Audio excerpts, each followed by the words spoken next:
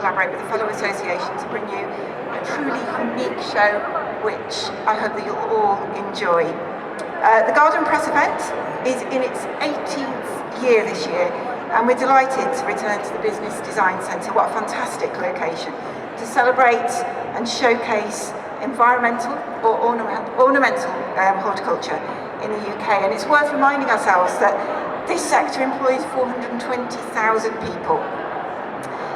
This sector, horticulture and landscaping in the UK, is expected to contribute around £42 billion to GDP in 2030. It underwrites half of the UK's 25-year environmental plan. And as we all know, over the last few years, it has brought untold physical and mental health benefits to the UK. And it's safe to say that there's a growing resurgence of interest in gardening and landscaping as well, which we're seeing. On that note, it's also brilliant to see so many members of the garden media and press here today.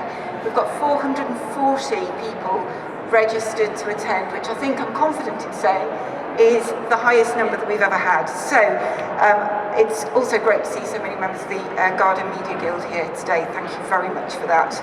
We have 89 companies exhibiting here today with over 60 new products entered into the New Product Awards, which is the highest ever. Again, if you haven't had a look, they're over there. You can have a vote today.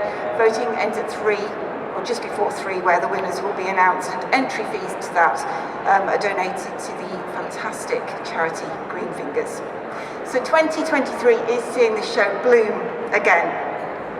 New features include this collaboration zone and the speaker programme, which we've not hosted before. A series of talks will be held throughout the day covering topics such as the use of CBD, drought-proofing your garden, and, as we'll shortly hear, using Instagram Reels to target gardeners. We've got a fantastic speaker lineup for you today, including representatives from Rebuildogram, Dobbies, Gardena, Blue Diamond, National Trust and Hemp. So enjoy this unique event, and welcome to you all.